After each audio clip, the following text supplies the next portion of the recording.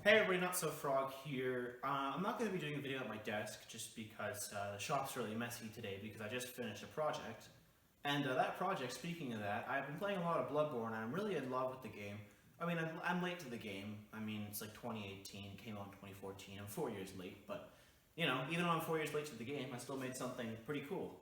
The Saw Cleaver. Ooh. It's a pretty cool thing. Let me bring this up close and show you.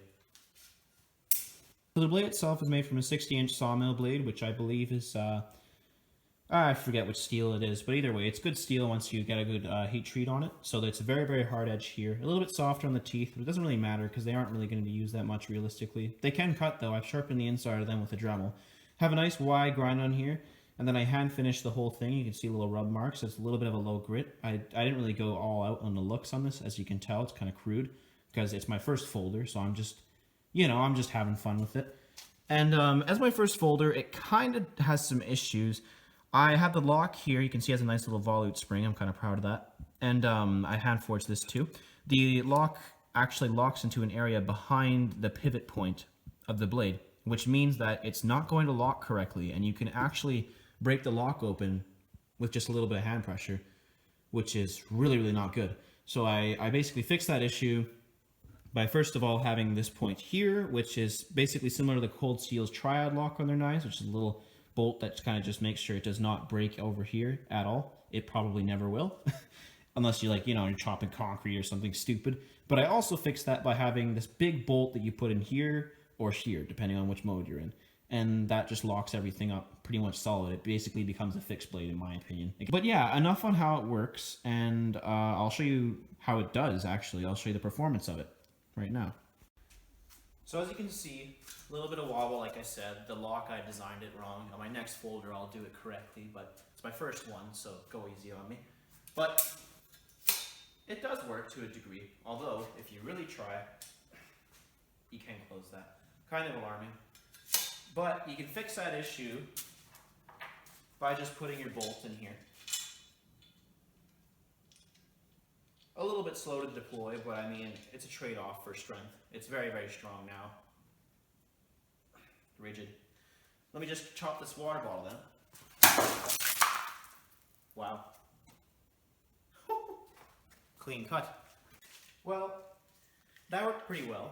But again, there's saw teeth here, and I haven't seen much people make these saw cleaver builds and actually use the teeth. They're mostly just cosmetic. Mine can. Let's see what it does. That's one little shallow cut. Another shallow cut. Woo-hoo-hoo! Ooh, it's just, oh my god. I didn't think there'd be that much water. Okay. I'm just gonna flood this shop real quick.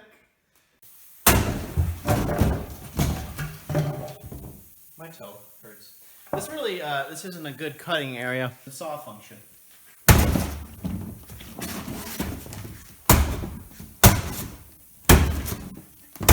Two hands. Ouch.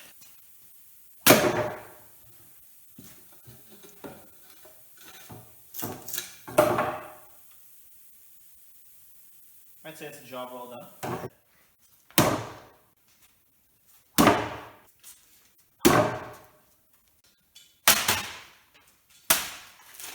Ooh.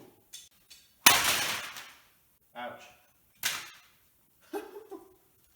So yeah, thanks for watching this video. I really hope you like the saw cleaver. I know I did. I think it's a pretty cool little thing. When you take that safety out, it's pretty fun to do tricks with. Like that, or like, ooh, pretty scary. And overall, I think it's just a really, really fun thing to have. Not very practical, but I sure do love it.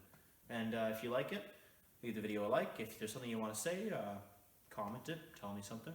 And if you want to see more stuff like this, there's going to be more folding swords and stuff, trust me. Be sure to subscribe because there's definitely more coming for that. So yeah, thanks for watching this video today, and I'll see you in the next one. See you later.